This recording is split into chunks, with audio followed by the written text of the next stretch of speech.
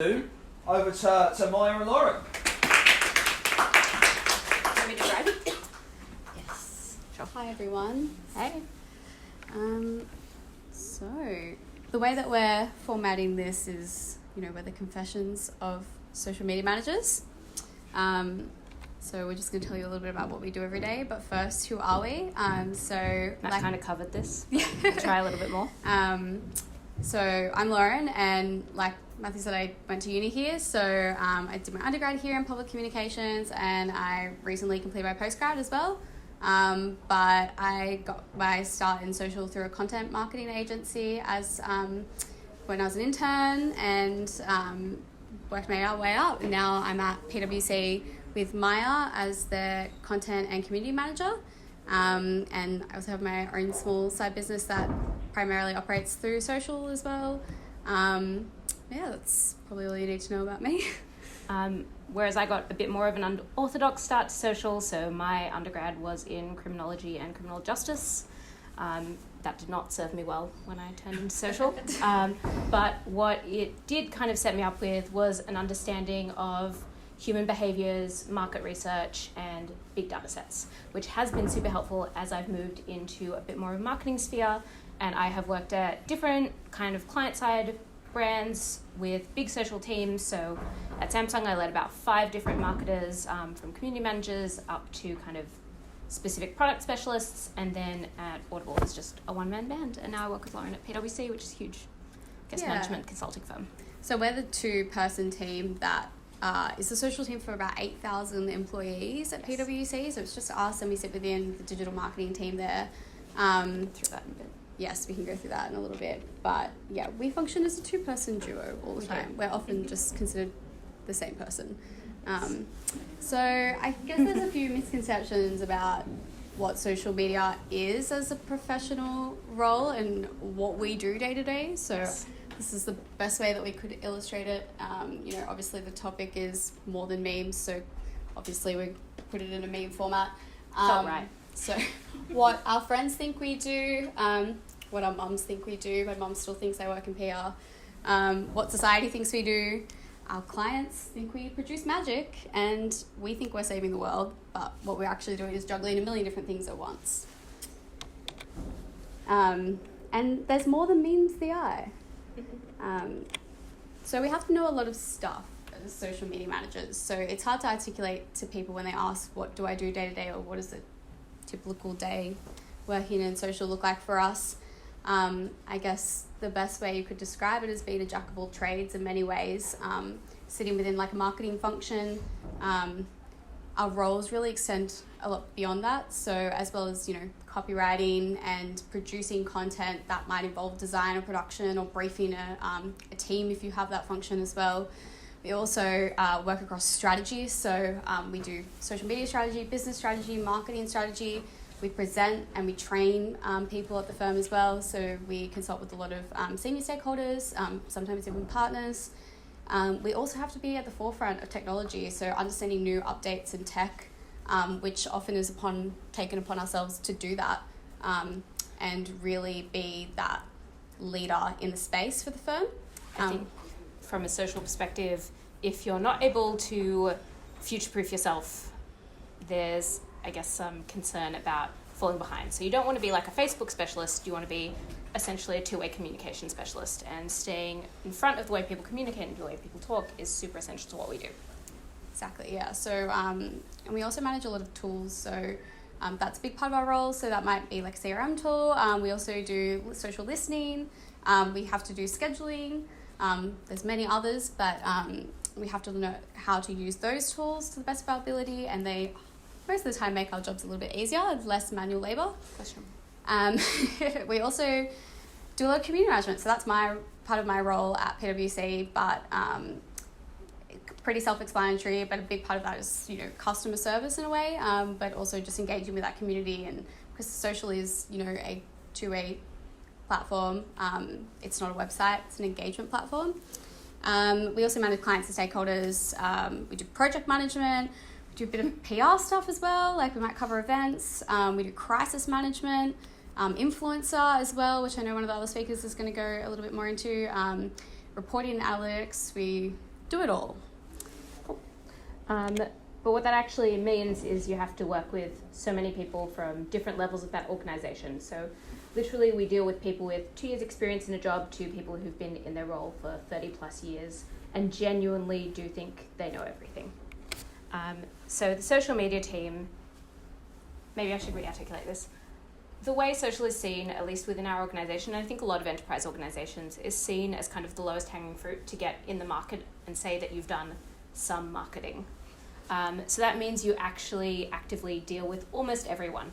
So you deal with not only every marketing function, so everyone from our brand team who wants to see everything that goes on site, to legal, to check things for like, just to make sure it's okay from a risk and compliance perspective, to our employer brand team. So people who are recruiting, people who want to make sure our work, and in our case PwC, is seen as a very aspirational place to work.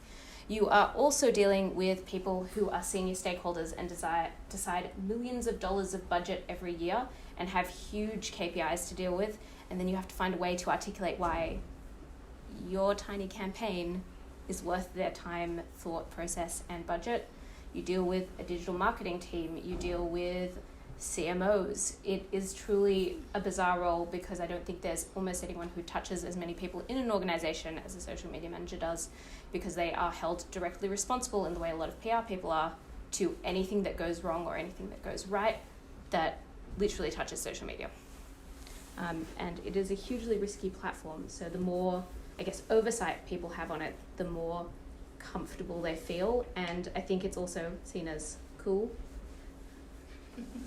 So that means that a lot of people want to be seen to ensure that they are thinking about it first. So data and research wants to make sure that they are doing some sort of social research to make sure that they're not just talking to a very specific subgroup. So there's a lot that we work with and we talk to day to day, is I guess what I'm trying to highlight there.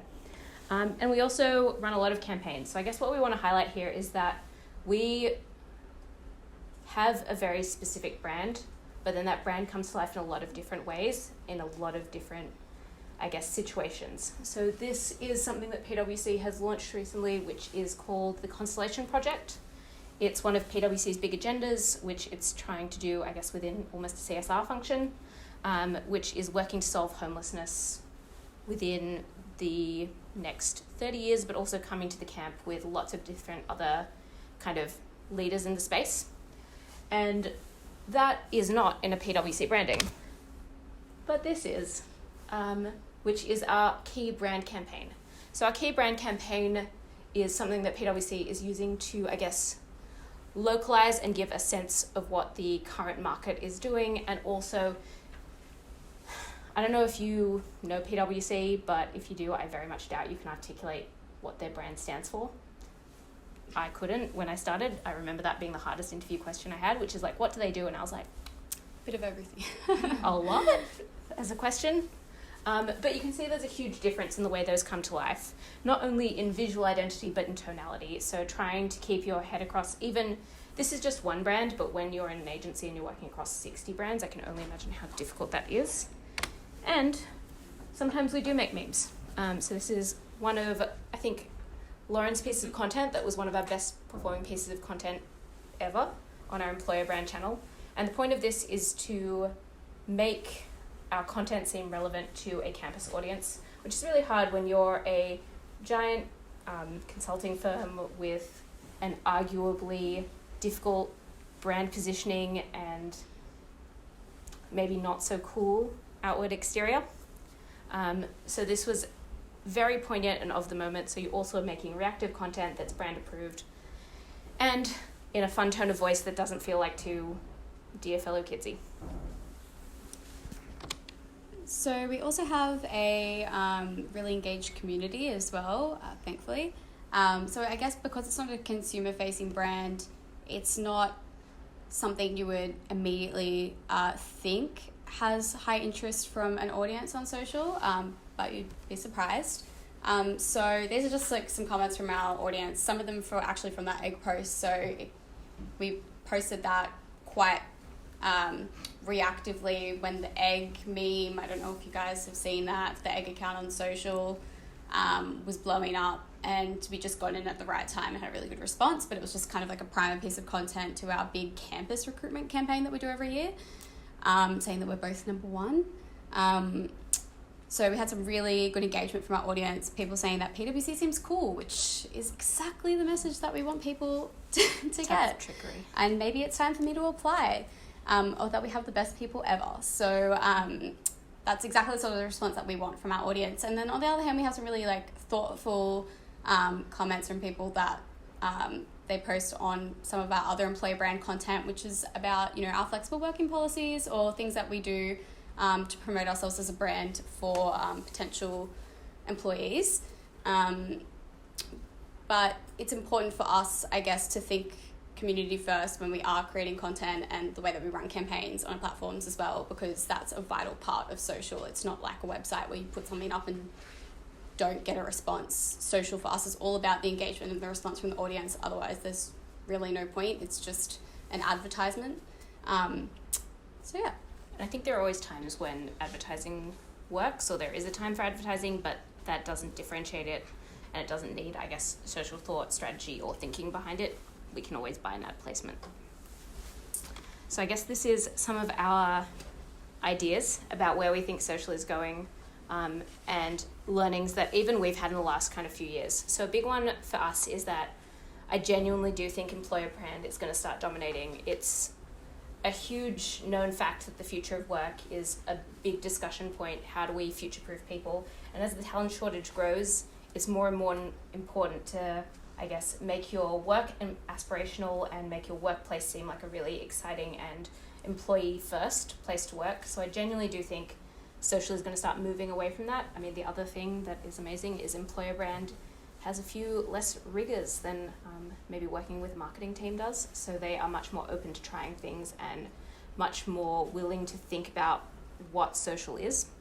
I guess it's something I wasn't even necessarily aware of what employer brand was or the function was before I went into this role, and I think we both developed a big passion for it now.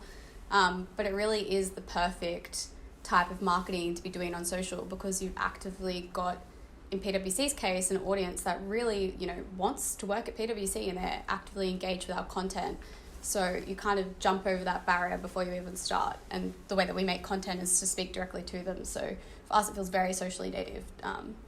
And we think it's an interesting area that more agencies and brands should explore. Another one, and I talk very specifically about, I guess, B2B marketing and management consulting when I talk about this, is moving away from what is more traditionally seen as thought leadership content and starting to be a bit more experimental with the way that they market. I think for a very long time, B2B is not necessarily seen as an exciting space, but as people try and sell more and more tech capabilities and consulting services in like a customer experience situation, we're going to have to keep up. And I think we'll see B2B marketing looking more and more like consumer brand marketing, which is, I think, really interesting, especially in a social space where there are a lot of formats and, I guess, data opportunities. And the final one is, I genuinely do believe soon internal SMEs will be starting to be positioned as influencers. And when I say influencers, I don't mean like a Kim K. I mean very much marketers who own their space in a very specific sub-area of that niche. So I don't expect our chief economist, who's Jeremy Thorpe, to be out there doing his beat shots. I expect him to be the face of our federal budget campaign, talking consistently and cohesively, not only in front of the media, but on social about what that means for Australia. I genuinely do think we're at a stage where we are seeing a kind of a changing of the guard with senior leadership and people who maybe weren't quite as socially native or understand what social even is, are starting to retire or move out, and people are being moved into those roles who see the power of it. So they, I guess, social CEOs, so the chance to control conversation, give their own input, and think about what the future of social is, will be more and more prevalent. The caveat there is not like Deciem. If you guys have not seen that, you should look it up because it is genuinely nutty. Basically a a CEO of a beauty brand that went pretty crazy on social when he decided to take over the account on his own to millions of followers. But a good example would maybe to go look at PwC's CEO or the CEO of ANZ, for a big corporate, or like Glossier. Those leaders are really becoming influencers in their own right in the business space, and it's not the typical sort of influencer that I guess you might engage with on social, but it's definitely a huge opportunity for people that already have expertise in an area to translate that onto social. They have clout and trust. Yes. Right. And I guess that's us, because the next one is Ask Us Anything, which we are not going to do yet. No, but feel free to ask us anything in Q&A time. Yeah.